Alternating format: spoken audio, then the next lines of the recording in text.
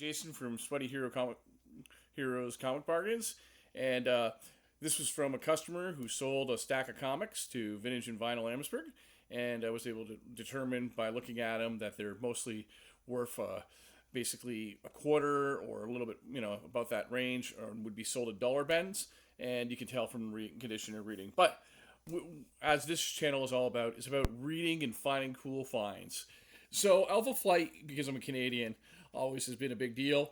This issue of Alpha Flight, which focuses on Puck, was by John Byrne, but it was a lot of fun and actually inspires me to check out more of the early Alpha Flight. So well done, job, John Byrne. You have got me interested in Alpha Flight with a minor character like Puck, just because your story was so good and it had a backup feature talking about one of the other characters in Alpha Flight.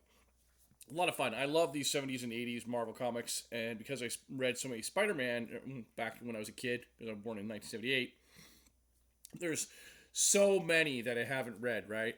So it'll be fun to read. This is Big Trouble in Little China and Escape from New York. Loot Crate exclusive, but again, Boom Studios, just a reprint.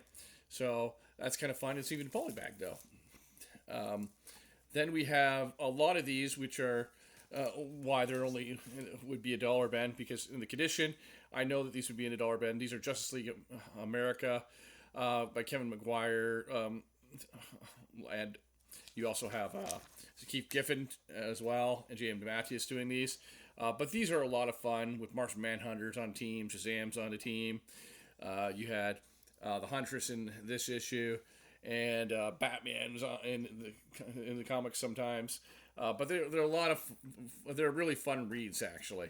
I enjoyed them. So here's another one, and these are from the mid '80s, '89, and then here's one with Guy Gardner and Kilowog trying to make him sneeze. That's a funny cover.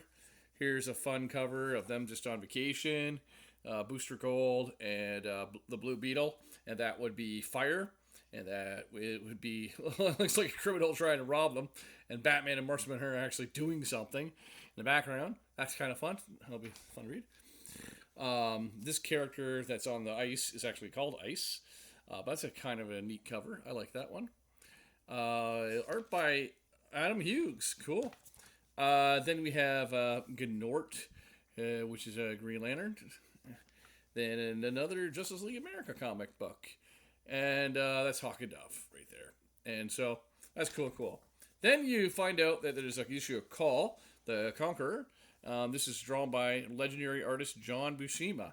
Again, I've never read really a lot of Conan stuff, so I'm starting to read some of the Conan and Call stuff, and I've been enjoying, and it's exciting. Then we have, this is what I put on the comic book. Comic is in Spanish.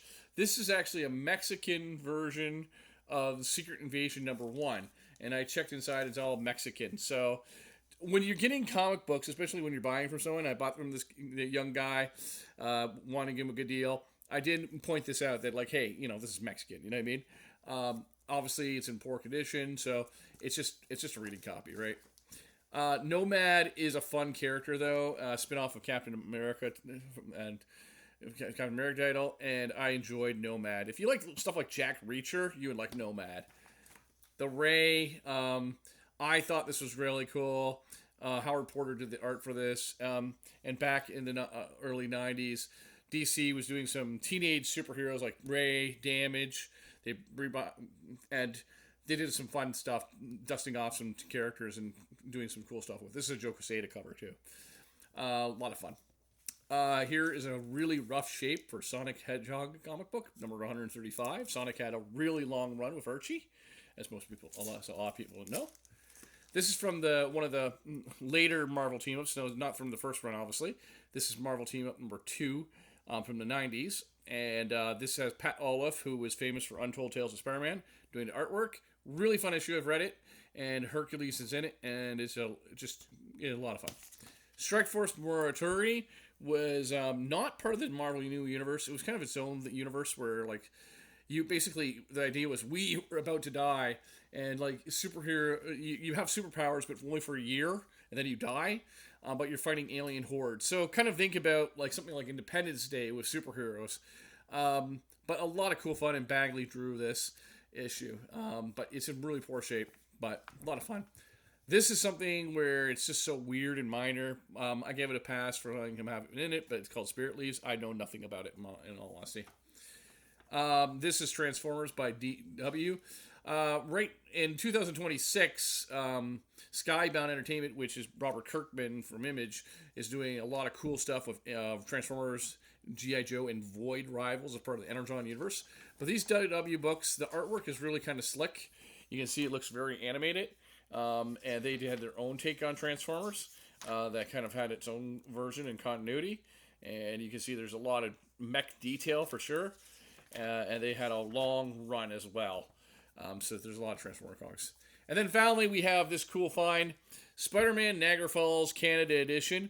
And when I saw this, I was like, oh man, this might be worth money. And unfortunately, it is in poor condition. And when I looked it up, it was not worth too much money at all. Because when you really look at it, it is actually not an original issue or anything. It is just a reprint of Amazing Spider-Man 252. This is a facsimile, not the actual one, of course. I can't afford the original one.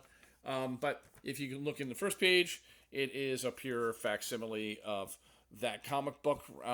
Everything, including the coloring, is the same. So all the colors do appear to be the same. And it is even labeled as, interestingly enough, it's not labeled as Spider-Man Niagara Falls Comic Con variant. It is labeled as Amazing Spider-Man 252, November 2007. So it's just labeled as a reprint. Unfortunately, there are loose pages in this, so that's another thing when you're buying comics for someone. But because it's such a cool cover of Spider-Man, alien costume Spider-Man at Niagara Falls, and to be honest with you, this comic book artist, this looks more like the Marvel Age, Marvel Adventures Spider-Man that was coming out at the time. So when I first saw this cover, I thought maybe this was supposed to be like a giveaway of that all ages Marvel Age, Marvel Adventures Spider-Man. But no, it's Amazing Spider-Man 252. But that's another thing. When you're buying some comics for someone, you want to look inside, make sure all the pages aren't falling apart. But in a case like this, like I really wanted this cover. And so it's kind of a really, to me, someone who's from Canada, Niagara Falls, Canada, Spider-Man, great find. See you next time on Sweaty Heroes.